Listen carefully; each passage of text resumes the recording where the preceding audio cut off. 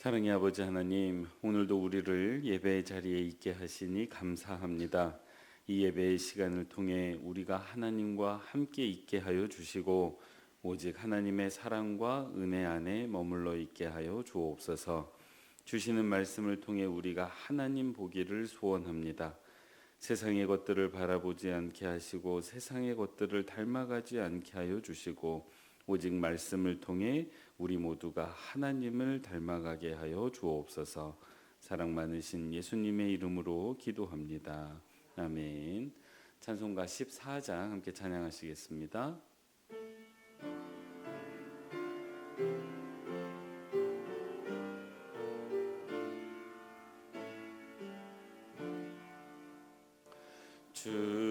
주리 하나님 하늘에 계시니 온 천하 만민 주 앞에 찬송하네. 이 천지 만물도 주 앞에 엎드려 그 거룩하신 이름을 늘 높이네.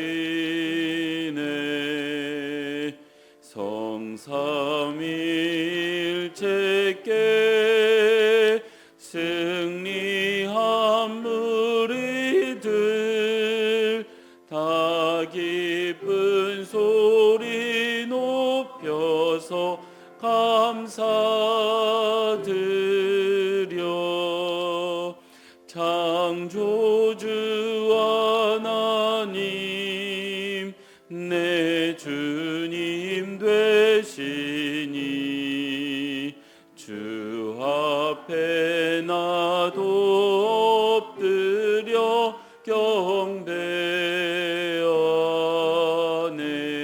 경배하네. 아멘. 이 시간 김혜영 집사님 기도 인도해 주시겠습니다.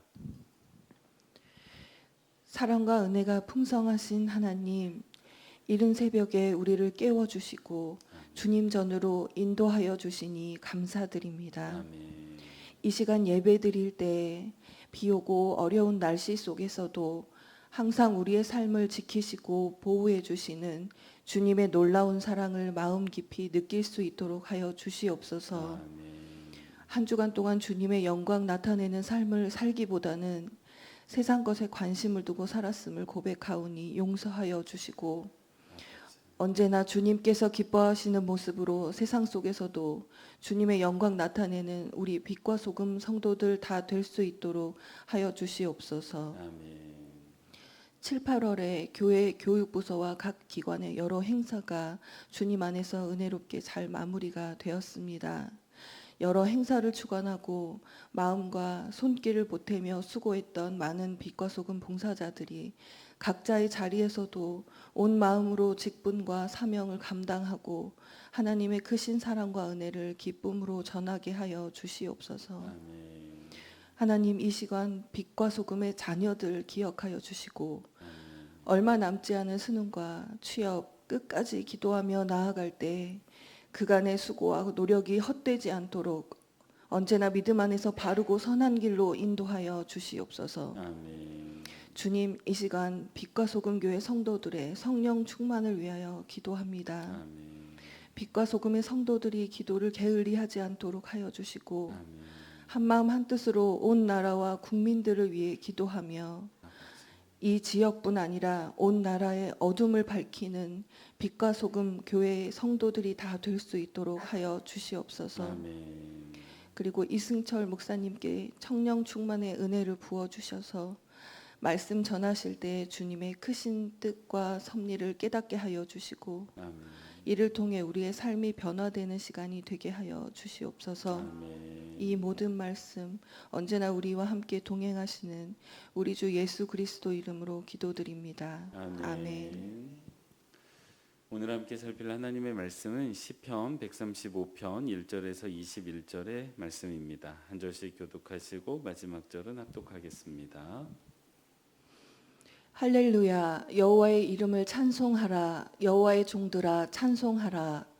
여호와의 집 우리 여호와의 성전 곧 우리 하나님의 성전들에 서 있는 너희여, 여호와를 찬송하라. 여호와는 선하시며 그의 이름이 아름다우니 그의 이름을 찬양하라. 여호와께서 자기를 위하여 야곱 곧 이스라엘을 자기의 특별한 소유로 택하셨음이로다. 내가 알거니와 여호와께서는 위대하시며 우리 주는 모든 신들보다 위대하시도다. 여호와께서 그가 기뻐하시는 모든 일을 천지와 바다와 모든 깊은 데서 다 행하셨도다. 안개를 땅 끝에서 일으키시며 비를 위하여 번개를 만드시며 바람을 그 곳간에서 내시는도다.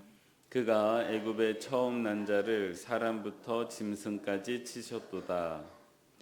애굽이여 여호와께서 내게 행한 표적들과 징조들을 바로와 그의 모든 신하들에게 보내셨도다. 그가 많은 나라를 치시고 강한 왕들을 죽이셨나니 곧 아모리인의 왕 시혼과 바산 왕 옥과 가나안의 모든 국왕이로다.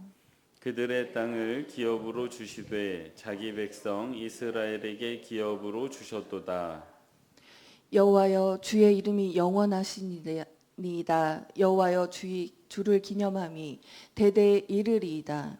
여호와께서 자기 백성을 판단하시며 그의 종들로 말미암아 위로를 받으시리로다. 열국의 우상은 은금이요 사람의 손으로 만든 것이라.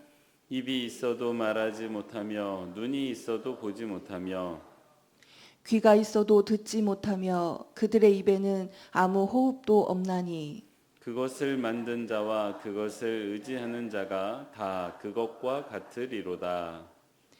이스라엘 족속아 여호와를 송축하라. 아론의 족속아 여호와를 송축하라. 레위 족속아 여호와를 송축하라. 여호와를 경외하는 너희들아 여호와를 송축하라. 예루살렘에 계시는 여호와는 시온에서 찬송을 받으실지어다. 할렐루야. 아멘. 매일 기도에 오신 여러분 환영합니다. 한 주를 마감하는 토요일인데 이 한 주도 참 수고 많이 하셨습니다. 오늘 예배하는 여러분에게 하나님께서 함께 하시고 또 위로해 주시고 새 힘 주시고 은혜 베풀어 주시기를 소원합니다. 오늘 함께 살필 하나님의 말씀은 14절 말씀입니다. 함께 합독하도록 하겠습니다. 여호와께서 자기 백성을 판단하시며 그의 종들로 말미암아 위로를 받으시리로다. 아멘. 첫 번째 기도 제목입니다. 하나님께 기쁨과 위로가 되는 성도 되게 하옵소서. 다시요, 같이 한번 읽겠습니다. 하나님께 기쁨과 위로가 되는 성도 되게 하옵소서. 아멘. 저희가 인생을 살아가다 보면 위로가 필요한 순간이 참 많은 것 같습니다. 원치 않지만 인생에서 조금 실패했을 때, 그리고 또 우리 몸이 병들었거나 마음이 병들었을 때, 또는 우리 믿음이 조금 흔들릴 때, 신앙이 약해질 때 우리는 우리 주변 사람들의 위로를 필요로 합니다. 뭐 이런 일들 말고도 우리는 참 위로가 필요한 순간이 많은 것 같습니다. 아마 오늘 예배 가운데서도 하나님의 위로, 또 주변 사람들의 위로를 원하시는 분들이 계실 텐데 부디 예배를 통해 하나님께서 베푸시는 위로 꼭 받으시는 저와 여러분 되시기 바랍니다. 그렇게 우리는 연약한 존재이기 때문에 위로가 꼭 필요합니다. 이게 어쩌면 매일매일 필요할 수도 있습니다. 그래서 우리는 그러한데, 우리는 위로가 필요한 존재들인데 하나님은 어떠실까요? 여러분 어떻다고 생각하십니까? 하나님도 위로가 조금 필요하실까요? 필요하시다. 필요 없으시다. 뭐 알 수가 있나? 하나님을 본 적이 없어가지고. 근데 오늘 우리가 읽었던 본문 말씀 그 14절 말씀을 보면 말씀이 이렇게 돼 있습니다. 여호와께서 자기 백성을 판단하시며 그의 종들로 말미암아 뭐를 받으신다고요? 위로를 받으시리로다. 분명히 이 말씀을 보면 하나님께도 위로가 필요하다는 것을 알게 됩니다. 근데 그 위로를 하는 대상이 뭐 천사 또는 뭐 성령님, 예수 그리스도, 그러면 좀 이해가 돼요. 아, 그래, 예수 그리스도는 하나님을 위로하실 수도 있지. 근데 그 위로를 하는 대상이 누구라고 나와 있냐면 보잘것없는 우리들입니다. 보잘것없는 우리가 하나님께 위로가 된다라고 오늘 말씀이 기록을 하고 있습니다. 그렇다면 하나님은 왜 위로가 필요하실까요? 사실 좀 이해가 안 되는 부분입니다. 하나님은 전지전능하시고 무엇보다도 전지전능하시지만 무엇보다도 우리하고 다르십니다. 우리는 연약한 존재이기 때문에 위로가 필요하죠. 낙심하기 때문에 위로가 필요하고 외로움을 느끼기 때문에 위로가 필요한데 하나님도 우리와 같으십니까? 아니시지요. 하나님은 그런 존재가 아니세요. 외로움도 느끼지 않으시고 실패하지도 않으시고 낙심하지도 않으시지요. 그래서 위로가 필요할 것 같지가 않은데 왜 하나님께서 위로가 필요하다라고 말씀하실까요? 그것은요, 하나님 때문이 아닙니다. 하나님 때문이 아니에요. 하나님이 위로가 필요하신 까닭은 바로 우리 때문입니다. 우리 때문이에요. 이제 설명을 좀 드릴게요. 하나님께서는 하나님을 믿는 백성들, 오늘 본문 말씀의 표현에 따르면 하나님의 종들입니다. 그리고 그 하나님의 종들과, 즉 우리들과 무엇을 하고 계시냐면 관계라는 걸 맺고 계세요. 근데 이 관계라는 게 본질적으로 쌍방 간의 상호 교류를 바탕으로 하고 있습니다. 좀 예를 들어 볼게요. 쉽게. 제가 젊은 시절에 결혼하기 이전입니다. 결혼한 이후가 아니고 결혼하기 이전에 일방적으로 좋아했던 사람이 있을까요? 없을까요? 예, 다 있었다라고 말씀을 하시더라고요. 있었습니다. 근데 제가 아무리 그 자매를 좋아한다고 한들 그 자매가 저에게 반응해 주지 않으면 이 관계가 형성이 됩니까? 안 됩니까? 안 되지요. 그래서 거기에 전문 용어가 있어요. 누가 한 사람을 향해서 일방적으로 좋아하는 것을 가리켜서 전문 용어로 뭐라고 말하죠? 짝사랑이라고 합니다. 잘 알고 계시죠? 짝사랑이라고 하는 거예요. 그거 관계라고 말하지 않습니다. 근데 오늘날의 법에 의하면요, 내가 저 사람을 좋아하는 것을 넘어서서 내가 너를 좋아하니 너도 나를 좋아하라고 강요하기 시작하면 그걸 스토킹이라고 해서 범죄로 규정하고 있습니다. 그러니까 모든 관계의 본질이 어디에 있냐면 반드시 상호 간의 교류를 바탕으로 해서 나에게, 그러니까 내 삶의 상대방의 개입이 허락되었을 때, 그리고 그 사람의 삶에 내가 개입할 수 있을 때, 이렇게 쌍방 간의 교류가 이루어질 때 우리는 관계가 시작됐다라고 말하고 그것을 건강한 관계라고 말합니다. 그럼 얼마나 그 개입을 허락할 거냐는 것은 관계에 따라 달려 있습니다. 부부 관계 같은 경우는요, 상당히 많이 허락합니다. 상대방이 내 재정을 사용하는 것을 허락할 정도예요. 그리고 그것보다 더 중요하게 내 인생을 나 혼자서 결정할 수가 없습니다. 부부 관계를 가지고 있으면요, 내 인생이지만 내 인생을 결정할 때 반드시 누구의 개입을 허락해야 됩니까? 배우자의 개입을 허락해야 돼요. 배우자에게 물어야 됩니다. 뭐 이사 가고 직장을 옮기고 이런 문제들, 아주 중요한 인생의 문제들을 혼자 결정할 수 없어요. 왜냐하면 이 관계 때문입니다. 이 관계가 그렇게 중요한 결정을 개입하도록 허락하고 그거를 바탕으로 되어져 있는 관계이기 때문이지요. 친구 관계는 어떻습니까? 내 상황과 내 감정에 그 사람의 개입을 허락하는 관계입니다. 그래야 위로도 되고 그래야 그 상황에 대한 공감도 이룰 수가 있기 때문입니다. 목회자와 성도님들의 관계도 그렇습니다. 이 믿음과 말씀 안에서 여러분께서 목회자가 여러분의 삶에 개입하는 것을 허락해 주시기 때문에 이 관계가 형성되고 또 지속될 수 있는 것이지요.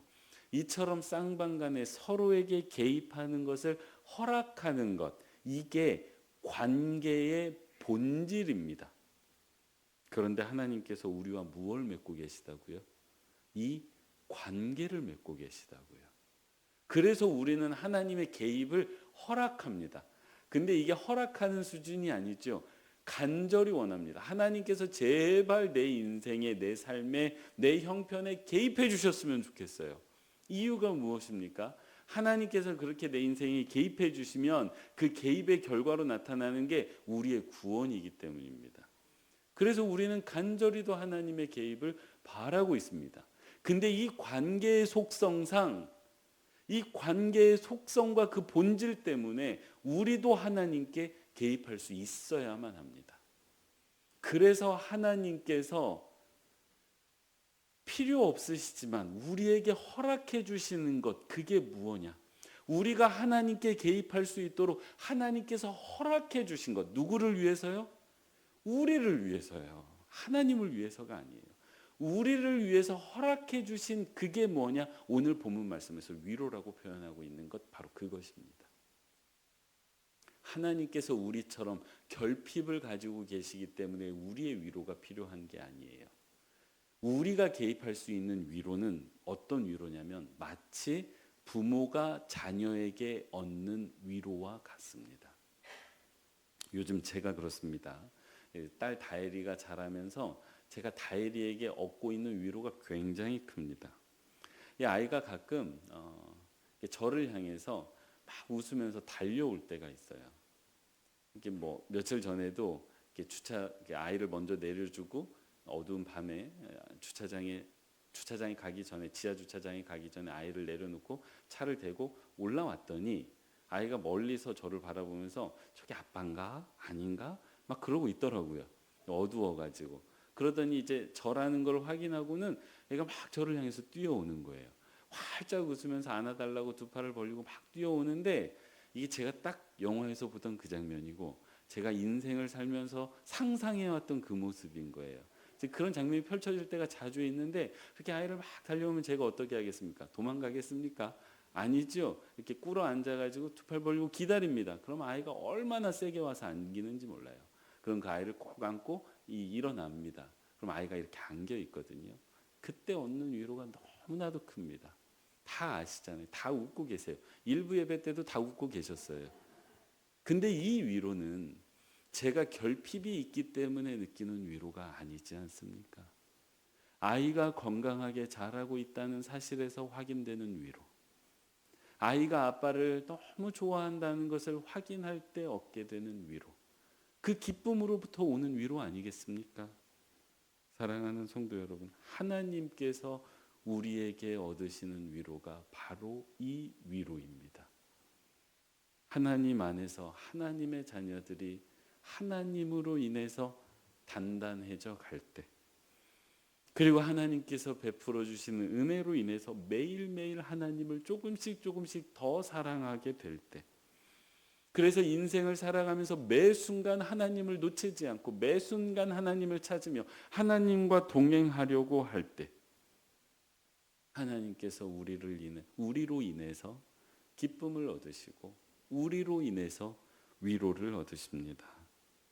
이 위로와 사랑이 있기 때문에 하나님께서도 우리와 관계를 맺으시고 그 관계를 지켜가고 계십니다. 마태복음 3장 17절 말씀을 보면요, 예수님께서 세례 받으신 직후인데 하나님께서 엄청 기뻐하시는 장면이 나옵니다. 얼마나 기쁘셨는지 하늘을 여셨다고 돼 있어요. 하늘을 여시고 세상을 향해서 소리를 지르시는데, 이게 내가 사랑하는 사람이다, 이게 내가 기뻐하는 사람이다라고 막 소리 지르고 계세요. 이유가 무엇일까요? 예수 그리스도를 이 땅에 보내시고 지난 30년간 지켜보셨는데 그 30년 동안 하나님의 뜻대로 잘 성장하신 거예요. 그래서 마침내 하나님 앞에서 세례받는 모습을 보시니 너무 기뻐하시고 너무 큰 위로를 받고 계시는 겁니다. 마찬가지입니다. 하나님께서 실패하고 낙심했지만 우리가 하나님으로 인하여 다시 일어났을 때, 내가 상처받았지만 하나님 앞에 나와서 그 상처를 치유하고 오히려 다른 사람을 상처를 치유하는 사람이 되었을 때, 우리가 참 연약하지만 서로 사랑하려고 노력할 때, 하나님 앞에 나와 진심으로 예배하고 기도할 때, 그리고 마침내는 인생의 가장 큰 숙제라고 말할 수 있는 죽음 앞에서조차 하나님을 바라보며 의연하게 믿음 가운데 영생의 소망 가운데 나아갈 때 하나님은 우리로 인해서 너무나도 기뻐하시고 너무나도 위로받으십니다. 그러면 하늘을 여시겠죠. 봐라, 이 사람이 내가 사랑하는 사람이다. 이 사람이 내가 기뻐하는 사람이다. 사랑하는 성도 여러분, 누구의 기쁨이 되시고 누구의 위로가 되시겠습니까? 부디 바라기는 사랑하는 하나님의 위로가 되시고 기쁨이 되시는 저와 여러분 되시기 바랍니다. 그리고 한 가지 더 생각해 보면 내가 사랑하는 그 사람들에게도 내가 위로가 되고 기쁨이 되는 저와 여러분이 되시기를 바랍니다. 말씀 한 구절 더 살피겠습니다. 18절 말씀입니다. 함께 합독하겠습니다. 그것을 만든 자와 그것을 의지하는 자가 다 그것과 같으리로다. 아멘. 두 번째 기도 제목입니다. 하나님을 의지하여 하나님을 닮아가는 성도 되게 하옵소서. 다시요, 같이 한번 읽겠습니다. 하나님을 의지하여 하나님을 닮아가는 성도 되게 하옵소서. 아멘. 오늘 우리가 읽었던 그 시편 135편의 15절에서 18절에는 우상에 대한 말씀이 나오고 있습니다. 근데 성경에 우상에 대한 말씀이 참 많이 나오는데 대부분이 같은 말씀이에요. 뭐 몇 가지 특징이 있습니다. 첫째, 사람이 만들었다. 둘째, 눈은 있는데 보지 못한다. 귀가 있는데 듣지 못한다. 코가 있으나 냄새를 맡지 못한다. 입이 있으나 호흡하지 않는다. 이 같은 표현들이 성경에 여러 곳에 나와요. 한마디로 요약하면 죽은 거라는 겁니다. 살아있는 게 아니라는 거예요. 근데 사람 참 특이하죠. 자기가 만들어 놓고 그것을 향해서 그것이 마치 살아있는 것처럼 믿고 그것을 향해서 예배합니다. 참 이상한 모습이에요. 근데 우상의 폐해는 이렇게 죽은 것을 예배한다는 것에 그치지 않습니다. 조금 전에 읽었던 18절 말씀을 보면 그것을 의지하는 자나 그것을 맡는 자가 다 그것과 같으리로다. 즉 그것처럼 변해간다는 거예요. 그것을 닮아간다는 것입니다. 우상을 섬기면, 우상을 의지하면, 우상을 만들면 그것처럼 닮아간다라고 이야기합니다. 여기에 우상의 폐해가, 본질적인 그 우상의 폐해가 여기에 있습니다. 미국 소설 중에 큰바위 얼굴이라는 소설이 있어요. 한 마을에 사람의 얼굴을 닮은 큰 바위가 있었습니다. 근데 이 마을에 전설이 내려오는 거예요. 언젠가는 저 큰 바위 얼굴을 닮은 사람이 나타나서 우리를 잘 인도해 줄 거다. 그런 전설이 있었습니다. 그래서 사람들이 그 큰 바위 얼굴을 닮은 사람을 기다리면서 살고 있었어요. 어니스트라는 아이가 있었습니다. 어려서 그 이야기를 듣고 그 큰 바위 얼굴을 바라보면서 그 사람을 기다리면서 살았습니다. 근데 끝내 그 사람을, 그 큰 바위 얼굴을 닮은 사람은 나타나지 않았어요. 어느덧 세월이 지나 어니스트가 할아버지가 됐습니다. 근데 어느 날부터 사람들이, 그 마을 사람들이 어니스트에게 얘기하는 거예요. 네가 저 큰 바위 얼굴을 닮았다.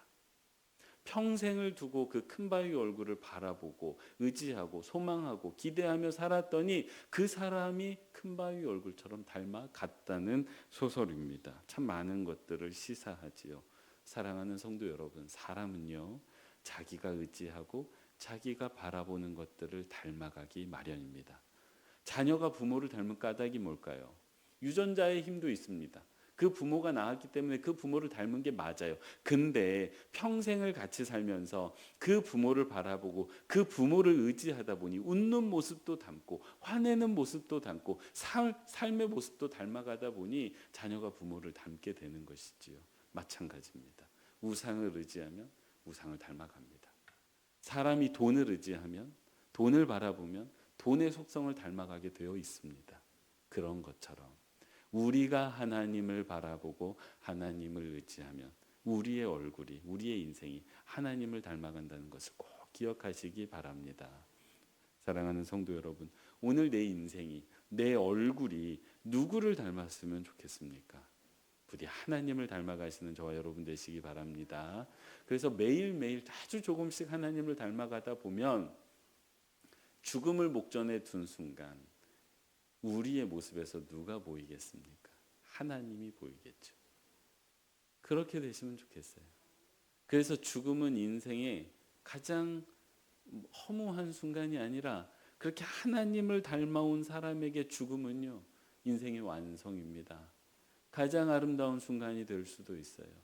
그래서 인생의 마지막 순간에 하나님을 닮은 사람으로 기억될 뿐만 아니라 그렇게 하나님을 닮아가면 누가 기뻐하시겠습니까? 하나님이 기뻐하시죠. 하나님이 위로받으시죠.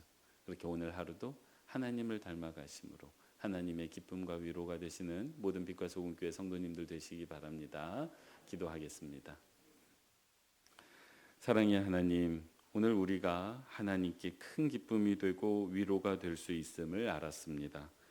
우리가 믿음으로 굳건히 성장해 갈 때, 오직 하나님을 의지함으로 하나님을 닮아갈 때, 그런 우리를 보시며 하나님께서 크게 기뻐하시고 위로받으심을 알았으니 우리가 그런 인생 살아가게 하여 주옵소서.